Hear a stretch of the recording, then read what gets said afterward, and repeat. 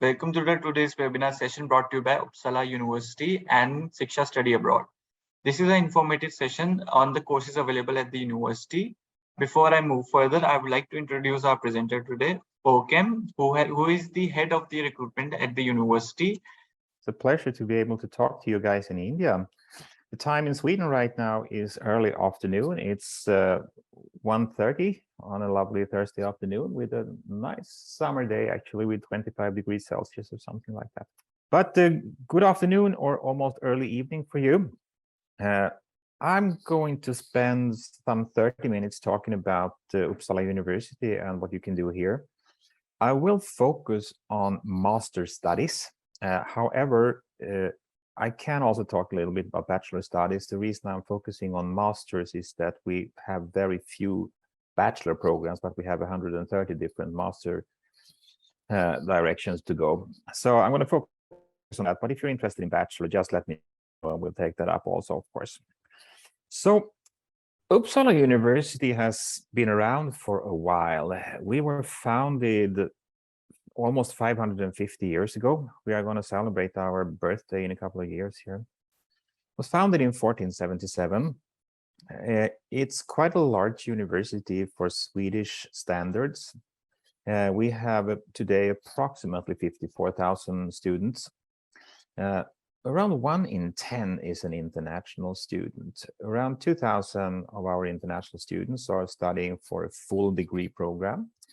And we also have 1,000 or maybe 1,500 exchange students who stay for a semester or so with us.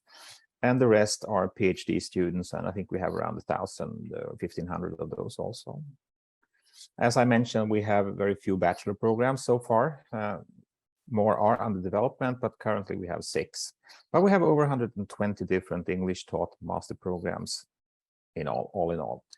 I usually start these presentations with talking a little bit about Sweden and Swedish higher education, because that's very relevant to Uppsala, because we were the first university here. So we have been basically setting this on course from the start. Well, Sweden is actually quite a big country seen to the area, but with a very small population. We have approximately 10 million people living here. Which is basically a normal-sized Indian city, something like that. But the area we live on is actually the 5th largest in Europe, so it's quite a large country, densely, not so densely populated. Climate here is very different from India, of course. We have 4 seasons: spring, summer, autumn, and winter. In winter, which is typically from December to February, temperatures can drop down to -30, but typically they hover somewhere in the region of 0 and -10 degrees. In summer, as we are right now, from May to August, basically, the temperature is quite okay, somewhere in the region of 20 to 30 degrees. We had a heat wave last week where we have almost 40 degrees here, but that's kind of rare. And also, of course, because of the weather, the houses are built to sustain this kind of climate. So in winter, it's nice and warm because we have good heating inside. And in summer, it stays pretty cool because we can use aircon then, of course. Sweden is, even though it's very far up north, a small country in Scandinavia, it's a very multicultural country. Approximately 1/3 of all our citizens actually have a foreign background. They are immigrants themselves, so they have parents who are immigrants. The language we speak is Swedish. It's not necessary for you to learn that because all education we offer for international students is taught in English. And also, when you're going out shopping or taking the bus or interacting with Swedes, we tend to speak pretty good English, so you will not have a problem figuring out or communicating with us. I could recommend, though, that if your plan is to stay in Sweden and work after graduation, and you are allowed to stay for 6 months to look for a job, it's recommended that you try to learn some Swedish. We have basic Swedish course for free on offer that you should take, and if you take that course and study on your own and try to use the language while you're here, you will learn enough in a couple of years to actually apply for a Swedish job somewhere.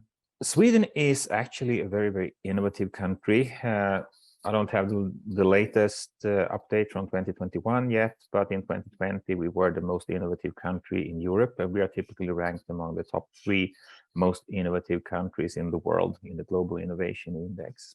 Here are some of the inventions that are Swedish that you might not know about: ball bearings, ring binder, pacemaker, styrofoam, chromatography, of course, and last but not least, the zipper that holds your trousers up. Very important little invention there. And of course, we have a lot of different brands coming from Sweden, with Skype, for example, being one of our former students at Uppsala University who started that company. And Ericsson, Tetra Pak, Electrolux, and IKEA, and a lot of famous brands. And last but not least, of course, the gaming industry, with Candy Crush Saga leading the pack, which is, of course, a very, very, very popular game. And I think a large reason why Sweden is such an innovative country is the way we educate our young. Studying in Sweden is basically a method that rests on 3 pillars: the generation of new ideas, a very open society, and the focus on sustainability. In Sweden, it's naturally to think critically. And as a student at Uppsala University, you will be expected to be critical and not just accept what anyone tells you. It is actually perfectly all right to say to your professor that I think you are wrong. You have to back it up with some facts and logical reasoning, but it's perfectly all right to say to your professor that you think he's wrong. That is kind of important, because if you cannot question current knowledge, there will be no development whatsoever, because then everyone will be happy and think that we know everything we need to know already. So that's an important key item of higher education in Sweden. It's also important that you need to take responsibility for your own results. Depending on where you have been studying before, you might be more or less used to our methodology of studying. Teachers here will, of course, they will give you lectures, but they will mainly function as guides and mentors. You will work in groups and on your own to solve problems that they give you. And I think this is kind of important, to not just feed our students the facts they need to know to solve a problem, because when you're actually out working afterwards, there will be no one to tell you exactly what to do to solve the problem you have been assigned to fix. You will need to find the facts you need. You will need to evaluate the facts you need. You will need to combine the facts to solve real-world problems. And that's the way we train our students to create new ideas and work in an innovation-driven economy. That is Sweden and most of the world today, actually. And that's important, because when we ask employers, what is the key thing that you look for in new employees, they tell us that we want staff that can contribute in innovation processes. And that's something we try to take seriously at Uppsala University, and train all our students to actually be able to think critically and innovatively around different problems and solutions. This critical thinking and the possibility to actually tell your teacher that you think is wrong can sound a little bit strange if you're coming from a more formal and hierarchical society. But Swedish society is very informal. We are on a first name basis with each other. So I will be Joachim and you will be your first name, and there will be no professor last name anywhere. It's perfectly all right to pop into your professor's office on Monday morning and say, "Hi, Joe, how was your weekend? I went out fishing. I got a big pike." Very informal and laid back and nice environment. And I think that's important also, to be able to have these kind of critical debates sometimes also. This does not mean that we disrespect each other. Quite the opposite. In Sweden, equality and respect for each individual is super important. Ideas can be criticized, but individuals should not be criticized. And we also think that students are extremely important because you are the guys who will take our university into the next century. So students influence all university decisions. They are in different boards at the university to help us develop and steer towards the right direction so we can continue to prosper and still become one of the top 100-ish universities in the world. Sustainability is also extremely important in Sweden. We have a tradition of sound thinking and rationality, and also trying to keep man and nature in balance. And when we talk about sustainability, we not only mean environmentally sustainable, but also sustainable skills. Because let's face it, the facts we know about the world today will be renewed later because we always learn new things. But the skills you need to find the facts, to evaluate the facts, to combine the facts, to solve real world problems, those are skills that will last you a lifetime. So we try to focus on that in our education, especially on the master's level, I would say. So you should be prepared for maybe a little bit fewer lectures than you are used to and more individual studying, but also a lot of teamwork and projects. From day one, you will be put together in smaller groups together with other students to work as like a base group. You study together, you work on projects together, you solve assignments together, and work with all sorts of different problem-based learning methodologies. You should be prepared for the weather, of course. It is not India. I've been to India. I know it's hot. It's not that hot here, and winter is cold. However, I can tell you that no students ever complain about the cold in winter. Yeah, there might be a few, but everyone survives anyway. What can be difficult for some students is the darkness, because it gets quite dark in November and December when the sun sets very early and comes up very late. But we have some remedies for that also if you are interested in that. The cost of living, of course, it's more expensive than in India, but also it's a lot of fun and new experiences, and you will meet people from all over the world. I think we have approximately 140 nationalities studying at the university today. So it's a very multicultural and international global environment. So Uppsala University was the first university in Sweden. We are actually one university, but in two locations. We are, of course, the majority of the university departments and campus areas are in Uppsala city. But we also have a campus on an island in the Baltic Sea, the island is called Gotland. It used to be University of Applied Sciences, but we merged with them a few years ago. So now it's our campus on this beautiful island, where we have 14 or 18 departments working. On the island of Gotland are all our bachelor programs. All 6 of them are located on Gotland. So no bachelor programs are in Uppsala city. There is only master programs. Both of these locations are very close to Stockholm, which is the capital of Sweden, and which also contains the airport, which you will arrive to when you start studying. So all in all, we have 12 modern campus areas. There are 11 of them in Uppsala and 1 on Campus Gotland, and they're all in historic settings. On Campus Gotland is actually a very old trade center, dating back many different centuries. And the main island, which is called Visby, has a wall around it that you see a picture of here. The wall was built to keep pirates out during the trading days. It was centuries ago. Today, there are no pirates invading the island, but in summer, the tourists are invading because it's actually one of, or probably the most popular tourist destination in Sweden. So this is part of our campus area there, and it's the only campus we have with an ocean view. It's right next to the beach, very beautiful location. And as a tourist destination, it also has a lot to offer in nightlife with clubs and restaurants and cafes and all of that. Campus Gotland has a sustainability theme, so most of our programs and most of the research there has some kind of connection to the environment and sustainability, from sustainable management to sustainable destination development and stuff like that. We have 11 master programs on the island. Of course, one of them is game design.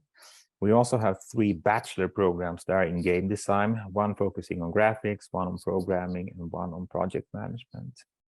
And when you've done that, you can do the masters in game design also.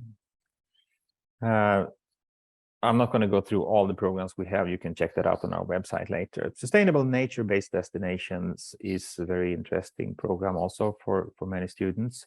It is tourism is a very large industry across the world, but it's also a bit risky because tourists tend, when you're adapting an environment to tourism, it tends to degrade the environment and lead to sustainability issue with water shortages or ruining of ancient historical sites or whatever it might be. But in this master program, we can teach you how to make sustainable destination in a tourist setting.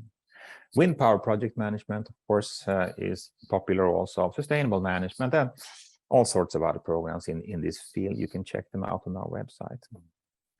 A fun fact about Gotland is that the first known Swedish university student, he enrolled at Uppsala University in 1477 in Uppsala city, but he was actually from the island of Gotland. And the book you see here is his actual notebook that we still have, where he has been making some notes and also some really nice caricatures of his professors. Seems to be a fun guy, typical student.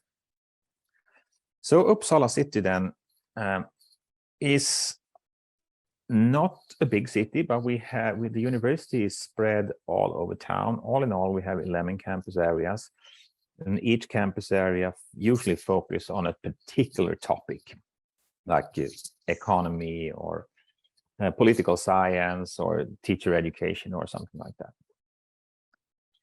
It is a small town compared to most Indian campuses or cities. We have approximately 200,000 people living in the city, but it has very much a big city feeling because it is very international, and we have all these restaurants and bars and clubs and places you can go. A lot of tourists come here in summer also. But with 200,000 people in the city, 50,000 of those are actually students. So that means, of course, that the students and the university influence the city life to a very, very high extent. Last, of course, one of the key things is that you see these student orchestras everywhere. And in Uppsala city, they have these, what we call student nations. Those are like student clubs. There is one for every province in Sweden. As an international student, you can join any one of them. There you have formal dinners, you have bars, you have cafes, you have games, you have concerts, you have basically your whole social life is revolving around the student nation. So that's definitely something to check out when you're here and join one of them, because that's going to be the hub of your social life. So the programs we have in Uppsala on the master's level we divide them in 3 categories, so to speak. If we start with science and technology, which I know many of you are interested in, we have over 50 different programs. Some of them, again, I'm not going to go through all of them, but some examples here. Something that's been growing over the last few years is, of course, electric vehicles of different kinds. So we have a number of such programs, for example, all electric propulsion systems. We also have a lot of industry-related sort of management programs, additive manufacturing, industrial analytics, for example. But of course, we also have in this field all the standard chemistry, biology, physics, and the hard sciences, so to speak. And most of our Nobel Prizes are in these areas of physics and chemistry and biology. Within the field of medicine and pharmacy, we have a number of programs also. Uppsala has long been seen as the center of biotechnology in Sweden and the life sciences, and a lot of companies stems from the research we have been doing here. So drug discovery and development is a master program that is based on all our work within the field of drug discovery. That's a huge research area at our university. The same goes with innovative medicine, molecular medicine, biopharmaceuticals, and all other things. Something we've seen over the last few years within this area is that more and more programs and more research are conducted in an IT environment with simulations in the computers. So a number of our programs are related to that, because it is expensive to do drug development in a laboratory with very expensive fluids and machinery. It can be done much cheaper sometimes with computer simulations. So that's something we have been developing new programs around. So that's something that could be worth checking out. But of course, within the humanities and social sciences, there is a number of programs also, anything from human-computer interaction to business and political science, peace and conflict, economics, you name it, we have it basically with a very broad category of programs you can check out on our website. Right now, if you go to the website, you can search for different programs. The programs we currently display there are the programs that are going to run this autumn. When you apply, I'm going to come back to how to do that. When you do that this autumn, there might be some changes in the program. So some of them might be discontinued, but usually most of them are still there. There might be one or two changes, but there could be also additional programs coming, because I know already that we have 3 or 4 new programs within the fields of medicine and pharmacy and humanities for the autumn 2023. So some practical details then. Just going to check my timing here. We open up for application in mid-October. It says mid-October 18 here, that's a typo. Depending on a little bit different from year to year, but around mid-October. And then you can apply until mid-January. And then you have another couple of weeks to actually send in your documentation to show that you are eligible for the program. The good thing is that to apply to a Swedish university, you go to universityadmissions.se, which is a portal for all Swedish universities in Sweden. So you apply there to any program at any university in the whole of Sweden. And you scan your transcripts and diplomas and all other documents into PDF in color and upload it. So it's usually not necessary to send in any kind of paper documentation. You can just scan it and upload it. Admission results are then published in April, early mid-April, and the semester is going to start in between August, September, end of August, beginning of September in 2023. Uppsala University and no Swedish university, I think there might be some exception. We don't have campus housing. We don't have dormitories like they have in the US or the UK. But we have a number of housing areas around the city where apartments and rooms are owned by private landlords. And as an international student from India, if you pay a tuition fee, we have a housing guarantee on offer. So when you get your admission results, you will get a link to an application form to use this housing guarantee, which means that we can arrange a room or an apartment for you. Or you can select some different options in the form. And you have to pay the rent, of course, but we can arrange it for you. I recommend that you use that, even if you don't get the perfect room for you immediately. It's much easier to find something more suitable once you're actually in Uppsala, rather than trying to sit in India and find something on your own.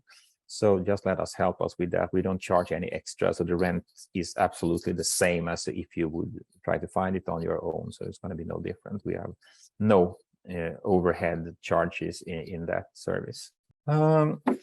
Scholarships. We have a number of scholarships, not so many. I think we have around 100 distributed among our approximately 1,000 master students who come every autumn. They're all merit-based. So the only thing we look at when we want to, if you apply for a scholarship, is your grades and your results from previous studies. And they all cover the tuition fee to 100%. And the application period for those is from January to February. So when the application for the program closes, the next day the application for scholarship opens, and you will get the results for your scholarship scholarship application. At the same time, you get your admission results. So you always have all the facts you need to make an informed decision to say yes or no to a potential admissions offer. We are looking for a certain type of student. Basically, what I started talking about, we would like to see students who have a good theoretical base in the subject they are going to study. Typically, it will be very difficult for you to switch majors, so to speak, between bachelor and master studies in Sweden, because to study a master program here, you need a bachelor in the same subject. So you can't come as an engineer and then study business here on the master's level. That's not going to work typically, because you need to have a business bachelor to study business masters, an engineering bachelor to study engineering masters. You need to speak and write English without problems, and that typically is not a problem for Indian students. But we also enjoy students who can think critically and creatively and enjoy problem solving, so to speak, as I mentioned earlier. And if you're thinking about potentially doing a PhD education afterwards, I think Uppsala should be one of your top choices. We have somewhere in the region of 35% of all graduates continuing with a PhD somewhere in the world, and that's very, very high. So we are very successful in making our students competitive enough to get into a PhD program somewhere in the world. Some final words then on what to expect when you arrive in Uppsala or at the campus Gotland in Visby. We have arrival services. So for 3 days in connection to that the semester starts, we will be standing on the international airport in Stockholm, just outside customs, and meet and greet you there. We have shuttle buses, as you see on the right picture here, that will take you free of charge into the Welcome Center in Uppsala, where we have arrival services. Here you will get your house keys, sign the contract for your apartment. You will get your Wi-Fi codes so you can get online, and some other information packs. And of course, you're going to meet your first new friends here also. From this arrival center, we will take you in minivans out to where you're going to stay. So you don't really have to think about that if you have used our housing guarantee, because then we just take you all the way to your room. The same goes, of course, for the arrival in Campus Gotland.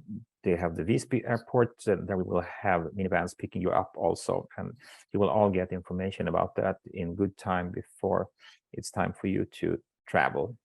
So we will take care of you the best we can when you come. The first week will be an orientation week. That's going to be the last week before semester formally starts. And there will be lots of different activities, both in Uppsala and on Gotland. And the week ends in a welcome ceremony on both these locations, where you get to meet the Vice Chancellor and some other people that could be useful to have seen at least. So I think that's it for me. We're going to go to the Q&A. I would prefer not to answer any very specific personal questions because it's a public forum here. If you have that, you can email masterprograms@uu.se. They will be very quick to reply to those. But we can take some general questions here. Definitely. And see where we end up. Yeah, thank you so much, Jakob, for this informative session. And now I would request all the students who want to interact with Jakob, they can always use their raise hand button, and we will help you with your queries. So first, on the first go, we have a participant, Ashwin. So Ashwin, if you're here with us, go ahead with your query. Hello, am I audible? Yes, Absolutely. Yeah. Hi, thank you, sir, for your session. It was absolutely, great to have you here. So my question is, I am 30 right now. So I finished my engineering in 2014. So if I would like to pursue a master's degree, would my gap of 6 to 7 years be a problem in applying for masters? No, it's not going to be a problem to apply for masters.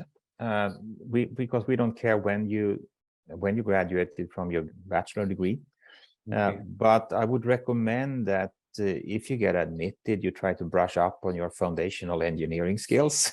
For sure. Yes. And study technique before you arrive. So you kind of get into study life again quickly, because that's Uppsala is one of the world's top universities. We have around 17,000 universities in the world, and I think we are currently ranked between 65 and 130, depending on which ranking you look at. So it's not going to be easy to study at Uppsala University. It's not supposed to be that. But it's very rewarding, and Indian students typically tend to fare pretty well, I would say. But if you are prepared a little bit with your study technique and have brushed up on your foundational math skills and whatever you might have from your bachelor's, that's probably beneficial for you, because then you're up to speed and can just get into studying quickly. Correct. Just one more follow-up question, like, like, what are the chances of me getting, like, if I got a pretty good job in the master's degree, like how difficult, or how seamless would be for me to pursue PhD there itself? PhD studies are a little bit different in Sweden compared to other countries. PhD students at my university are actually employees of the university, but they are employed to study for their PhD. Right. It's a 4-year degree. We pay you a salary to do it. Okay. And every PhD student is connected to a specific research group, doing specific research for that group. As a PhD student, you are expected to work with the actual research. You will get published during your PhD, but you will also teach, because you're teaching undergraduates and maybe postgraduates also. Correct. And we want the best ones, so we pay them. It's not a salary that's going to make you rich, but it is a salary that is an average Swedish salary, and you can support yourself and pay your rent and buy your food and all of that during studies. I think the best way of getting a PhD, and it is not easy to get a PhD at Uppsala, because everyone wants to do a PhD at one of the high-ranked universities. That's what you want. But the best way of raising your chances is to be a good master student and show a very keen interest in the research that is going on at your department. Because the current master students is probably today the main recruitment base for PhD studies. And if you are interested and show an interest and are pretty good students, most likely a professor will notice that and ask you, would you like to be doing a PhD here? And then assist you in trying to get that to happen. Great. Thank you so much. That would be it. And thank you, Shiksha, for no worries, Ashwin. Thank you very much. It was nice talking to you, sir, and thank you very much. Yeah. Thank you. So next we have B. Murli. So B. Murli, if you're here with us, go ahead with your query. Sir, good evening. Thanks for your session, sir. I'm from Murali. I'm from Visakhapatnam, sir. It is a South India. Perfect. I'm a banker, sir. Basically, I have experience at 20 years working as a senior manager in retail banking. Yeah. I've completed my financing or accounting, or which direction? Yeah, in financing, sir. But I'm an account student, actually. I have completed my Bachelor of Commerce. After that, I have done my MBA. Yeah. Still, I want to do MS. Is it suitable for me, sir? My age is 43 years now. We don't really care about how old our students are. And I would say typically master students will be between 25 and 40 years old. We have some that are over 40 years old when they start, and we have some that are younger than 25, but typically between 25 and 40. So you will be pretty much in the mid bracket there, so fitting very nicely. But as I told the other person that I was answering here, that if it's been a while since you were studying, before you arrive, try to brush up on your study skills, study technique, and your foundational knowledge in the subject you're gonna study. Any more questions? Well, I hope only that answers your question. So going forward, we have Ankit Singh. So Ankit, if you think we should take a couple of we'll minutes just for the bachelor programs? Definitely. I'll start another presentation here and share it with you. Hello. Yeah. Hi. Closely. Yeah, good evening, sir. Good evening. Yes, sir. Actually, I was asking if someone has low percentage in Bachelor and he has a PG diploma, so he's eligible to for the masters from Uppsala. Sorry, can you repeat that? I couldn't hear properly. Yeah, sir. Actually, I was asking that if someone has low percentage in his bachelor degree, but he has a along with it, he has a PG diploma with a good percentage, so he's eligible. Depending on the program, typically the only thing that is relevant is your bachelor studies. There could be one or two programs that also can look at the master study results, but in most cases, no. But that's a typical question that I think you should email to masterprograms@uu.se and ask them, because they can give you a very good answer on that. Okay, sir. Could you please confirm with a percentage? I mean, what is the required minimum percentage for the masters? There is no minimum percentage.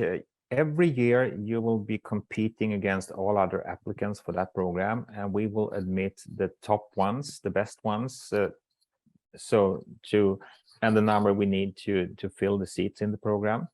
So it's never going to be a fixed percentage that you need. It always depends on how good the other applicants are. And that being said, there are some programs that are more difficult to get into than others because there are many applicants. Of course, anything within the business and management is going to be competitive, probably in the region of 600, 700, 800 applicants, and they admit maybe 60. What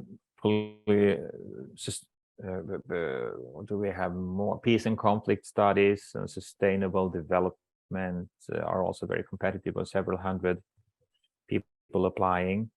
Engineering programs and IT, let's say maybe 300-400 applicants, and they also typically admit like 60 students or so. But the actual percentage you need is not fixed. It's always going to depend on how good the other ones are. We admit the top 60. That's it. Okay, thank you, sir. Thank you. I'm going to go into quickly the few bachelor programs we have on Campus Gotland. The first one that I'm going to mention is, of course, in the field of sustainability. It's a bachelor that helps students learn how to help industries and companies move from a fossil-based fuel source into a more sustainable fuel sources, basically. It's about energy transition. To do that efficiently, you not only need the actual engineering skills, but you also need to know the social, the environmental challenges, the finances involved in this also. So this is a very interesting program that has become very popular also because many companies in the world need to do this transition quickly because of new legislations and stuff like that. The other one I want to mention also is the Bachelor in Leadership, Quality Management, Improvement. Sort of the same thing as the last one, but broader.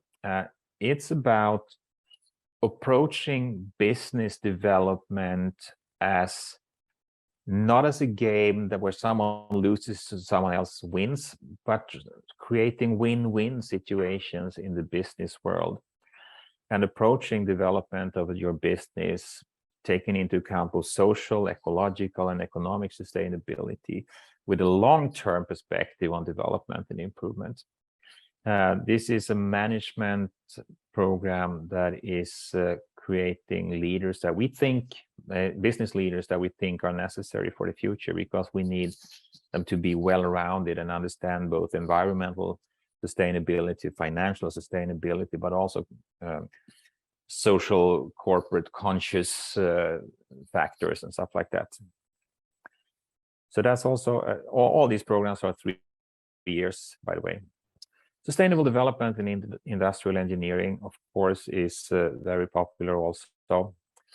Everything from digitalization, change management, development, trying to make industries more sustainable is going to be also necessary skills for the next few decades, and improving operations management, including also logistics and production and stuff like that.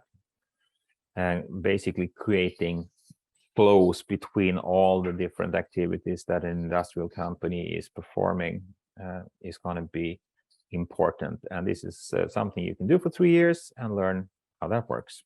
And of course, finally, then we have the 3 game design bachelors that I was mentioning earlier with graphics, programming, and project management. Different 3 tracks you can take there. So that's what I'm going to say about that. All right, we can go back to questions now. Yes. So I hope that clears some of the doubts regarding the bachelor's program over the Uppsala universities. So going forward, I would like to go ahead with Rita Bora Chatterjee. So if you're here with us, please go ahead with your query. Hello, good evening, sir. Yeah, good evening. My name is Reet. I'm currently a bachelor student at Western Michigan University in Kalamazoo, Michigan, USA. Okay. And I've just come home for the summer to my parents, and I would like to inquire certain questions I have like written down to inquire with you. Go for it. Yeah, thank you. First, I would like to know, is there a MS program or an integrated PhD in general math, which is my field right now, or pure math?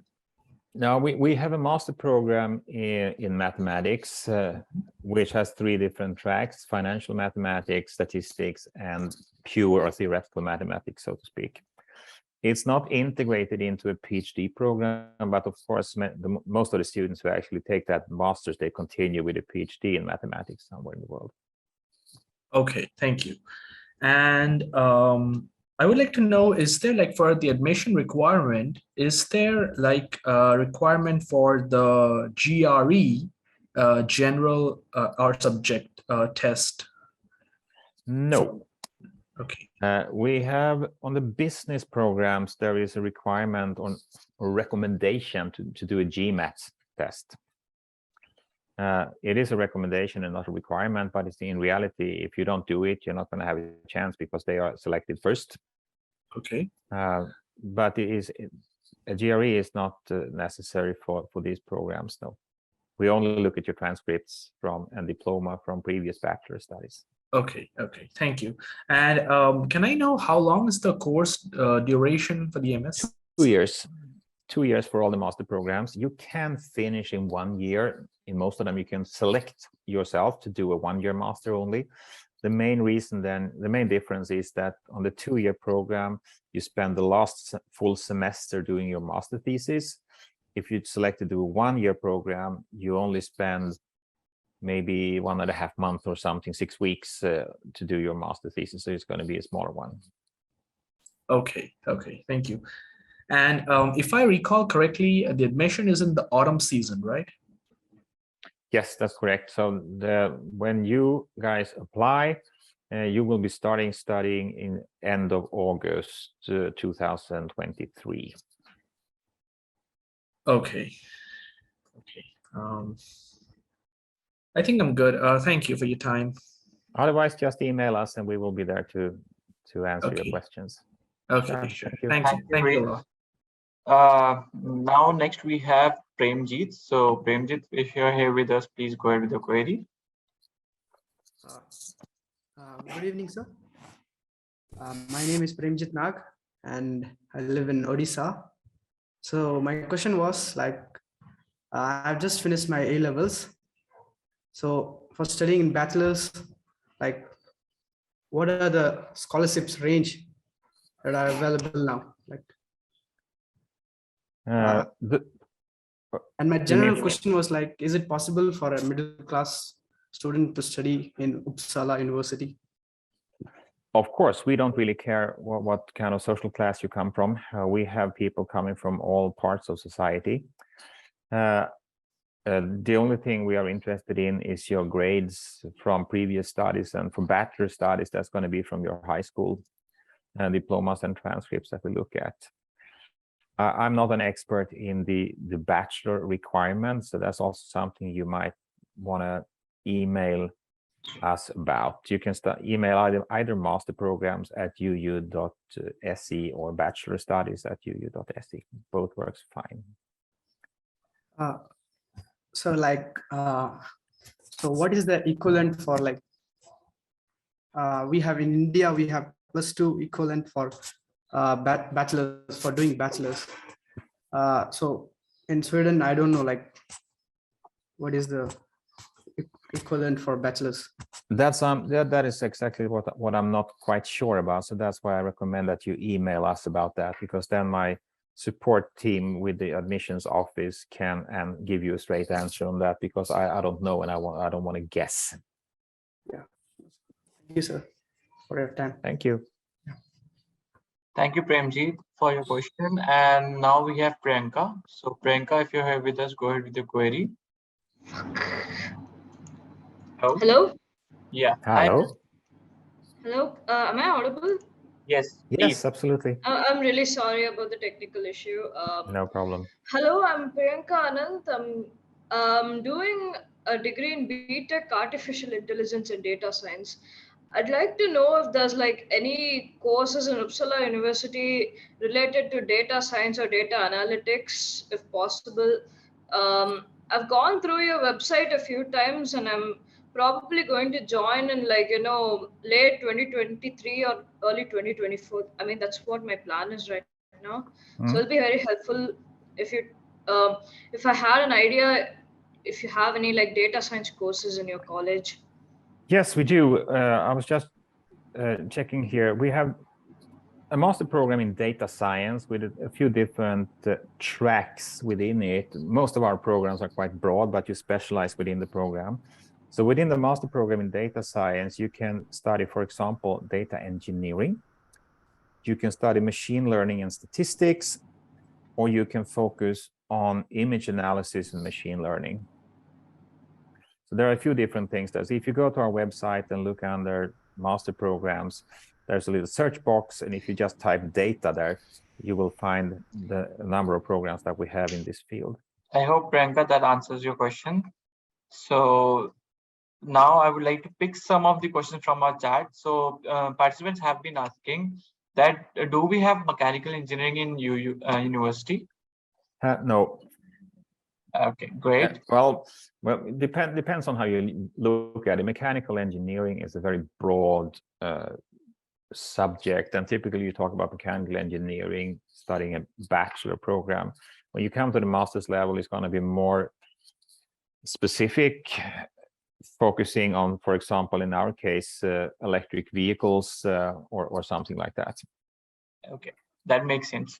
And people also have been asking, what is the criteria for admissions over the university? The basic foundational criteria is that you need to have a relevant bachelor program to study a master's. And for Indian students, typically, if you have studied your bachelor's in India, you need a 4-year degree.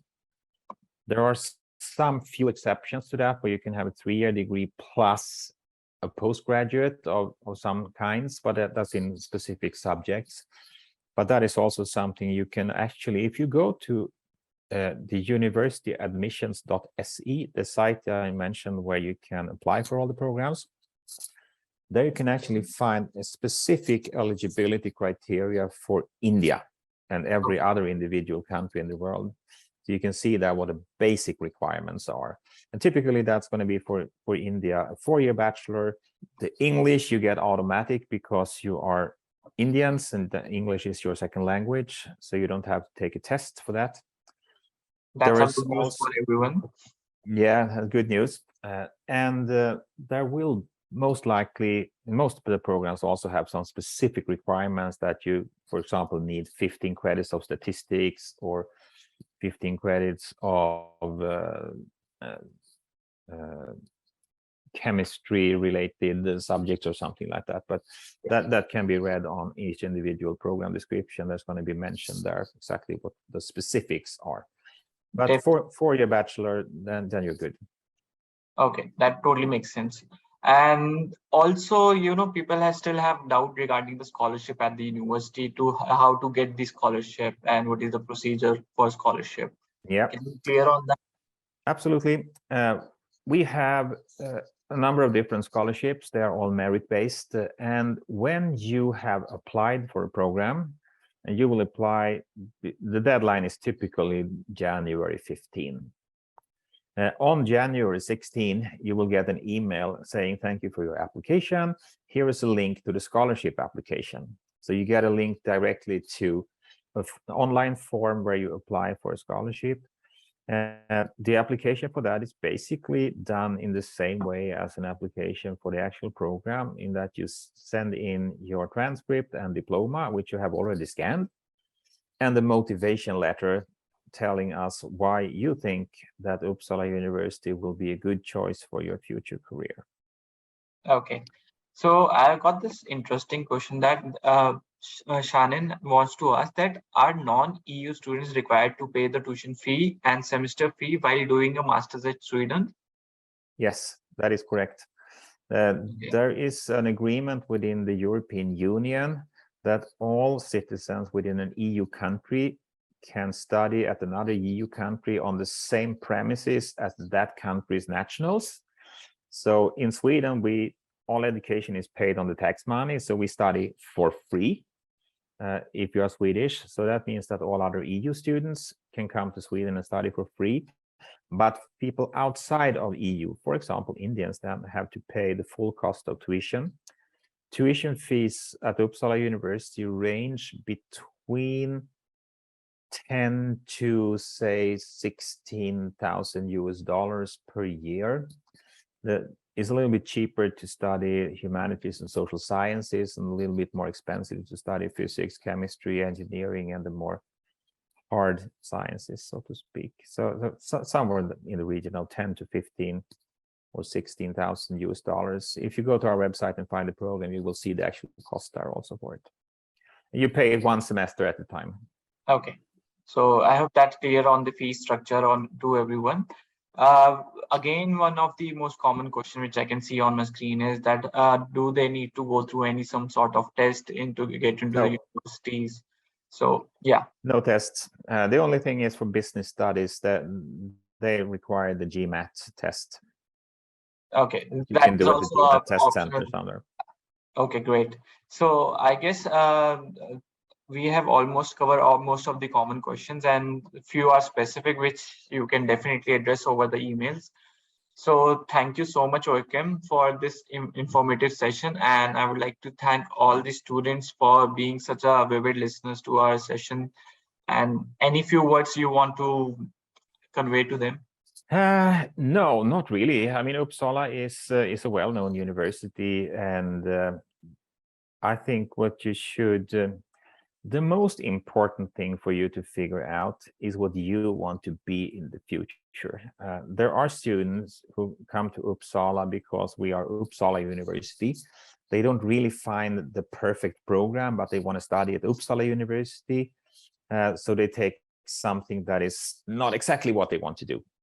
I think you should avoid that. There are several very, very good Swedish universities that you can study at. The most important thing is to find the right program for you, depending on your career paths that you are thinking about. And me and my staff who are supporting all applicants will be more than happy to give you some advice on that. So if you email a question saying, hey, I have this background, I want to work with this in the future, we might be able to steer you in the right direction and say, okay, we have these 3 programs, or say, no, we don't have any such programs, but we have a great one at KTH, the technical university in Sweden. So we can always help you find the right one, because the most important thing for us is that you get the future that you want to have. Well, thank you for all that. And yes, you can definitely, ping them and ask them about your query. Just in case if your queries haven't been answered over this platform, don't you worry, you can always reach out to the Shiksha and always to the Uppsala universities. So I would like to thank everyone now for making this session more interesting. And I hope you all have a great day. Good evening. Thank you, everybody. And thank you, Shiksha, for organizing this. You're welcome. Bye-bye. Bye-bye. Bye, everyone.